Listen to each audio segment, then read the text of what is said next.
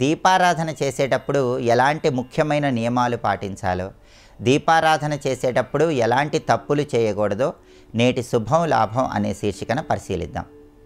గృహంలో దీపారాధన చేసుకునేటప్పుడు దీపారాధన కుందులు రెండూ కూడా సమానమైన ఎత్తులో ఉండేలాగా చూసుకోవాలి. అలాగే కుటుంబ యజమాని వయస్సును బట్టి దీపారాధన కుందుల ఎత్తు అనేది ఉండాలి.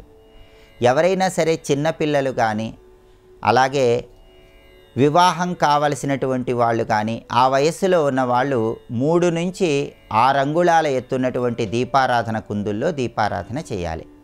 వివాహం అయినటువంటి వారు 6 అంగుళాల వరకు దీపారాధన కుందుల్లో దీపాన్ని వెలిగించుకోవచ్చు. బాగా వయస్సు ఎక్కువగా ఉన్నవాళ్ళు 6 అంగుళాల నుంచి 9 అంగుళాల వరకు దీపారాధన కుందుల్లో దీపారాధన చేసుకోవచ్చు.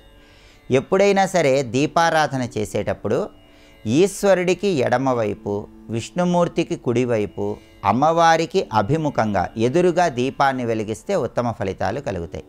నువ్వుల నూనెతో దీపారాధన చేసేటప్పుడు దైవానికి ఎడమవైపు, ఆవు నెయ్యితో దీపారాధన చేసేటప్పుడు దైవానికి కుడివైపు దీపాన్ని వెలిగిస్తే విశేషమైన శుభ ఫలితాలు చేకూరతాయి. దీపారాధన చేయటానికి ఉపయోగించే నూనె ఆముదంలాగా చిక్కగా ఉన్నట్లయితే పనులు ఆలస్యమవుతూ ఉంటాయి. ఆ నూనె అనేది కొబ్బరి నూనెలాగా పల్చగా ఉన్నట్లయితే మనం అనుకున్న పనులు అనుకున్నట్లు త్వరగా పూర్తి చేసుకోవచ్చు. అలాగే దీపారాధనకి ఉపయోగించే ఒత్తులు కూడా నల్లగా ఉండరాదు, పాలలాగా తెల్లగా ఉండాలి.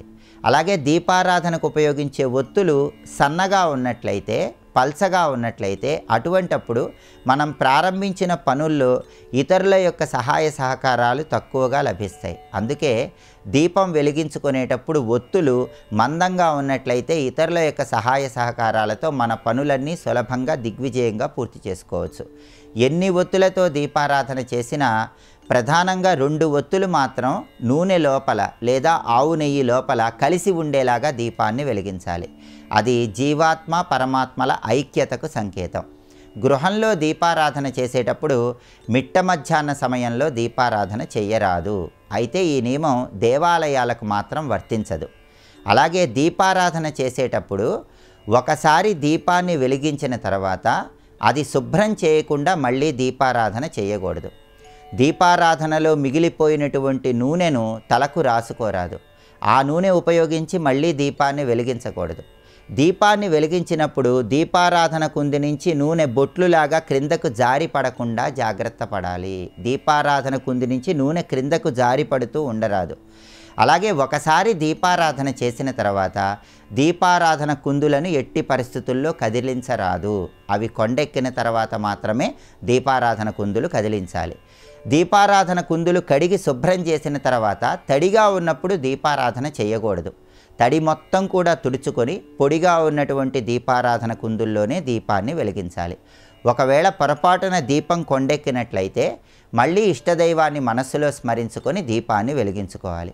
కేవలం ఒత్తులతో మాత్రమే కాకుండా ప్రత్యేకమైన రంగు కలిగినటువంటి వస్త్రాలను కూడా ఒత్తుల్లాగా తయారు చేసుకొని దీపారాధనలు చేసినట్లయితే సమస్త శుభాలు చేకూరతాయి. ఇలా దీపారాధన చేసేటప్పుడు ప్రత్యేకమైన నియమాలు పాటిస్తూ ఎలాంటి తప్పులు చేయకుండా దీపారాధన చేసినట్లయితే ఉత్తమ ప్రయోజనాలు చేకూరతాయి.